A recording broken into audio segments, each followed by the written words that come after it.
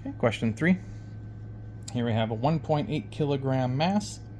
It moves with a velocity, and they're given it in vector component form, 4.1i minus 4.1j.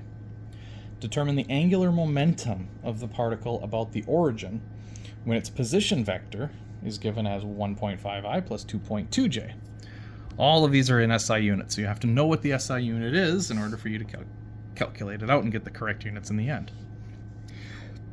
Well, like I said, we have a couple of equations for I. One of them was I omega, but that isn't in component form. Being it gave us to it in component form, we should stick with component form, which means it'll be R crossed with P, linear momentum P.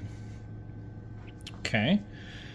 Well, so we're going to have to do a cross product, so I might as well go ahead and get my cross product started. I, J, K. And then I like to repeat them. I, J, K. And I have to put them in order, which means R needs to come first. So here's R. Okay. And it looks like R is going to be 1.5 underneath the I hat. And it's going to be 2.2 underneath the J hat.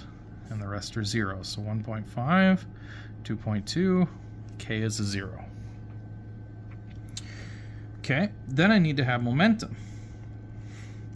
I don't have momentum, I have velocity. But I know what momentum is. Momentum, the equation for momentum, is just mass times velocity.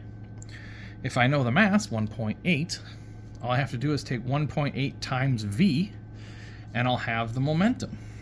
So momentum is going to be 1.8 times 4.1. Okay. 4.1i plus, minus 4.1j. So this gives us a momentum of 7.38i minus 7.38j. That's our momentum vector. So that's the vector I want to put up into here. So I'll have 7.38, negative 7.38, 0. 7.38, negative 7.38, 0. All right. It's a good habit to keep these a little bit wider than I have made them here so that you can keep your numbers in the correct place. I tend to scrunch them up because I want to have more room to put more work. But we're going to go ahead and we'll do a cross product on it. And remember the cross product, you just go down first, then come back and cross it as you go up. Okay. So we'll start with I. We'll go across, and I get a 2.2 times 0. So that's nothing. We'll start with J. I get a 0 times 7.38. So again, nothing. For K, though, I come across, and I get a 1.5 times a negative 7.38. 1.5 times negative 7.38.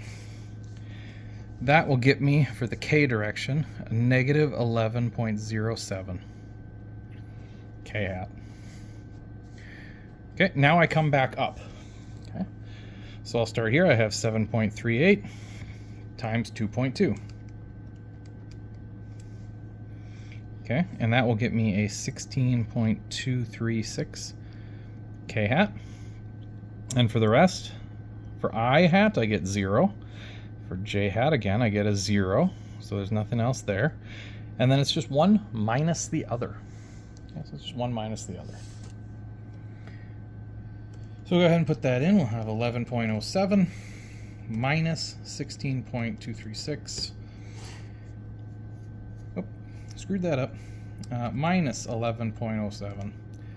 Minus 16.236. Forgot a minus sign in there. Caught it anyway. So that gives us a negative 27. You can call it 31 K hat. And of course, units again for angular momentum. Go dig back through. You can find moment of inertia. You can find W. You can find units for momentum and cross them with meters. That's all fine. So we'll end up with kilograms, meters, per second. So this is MV from momentum, MV, right? And then we cross it with another R, so this ends up being squared, and that will be our momentum. And if you look really close, there is a negative sign there in your solution, so that is the correct answer.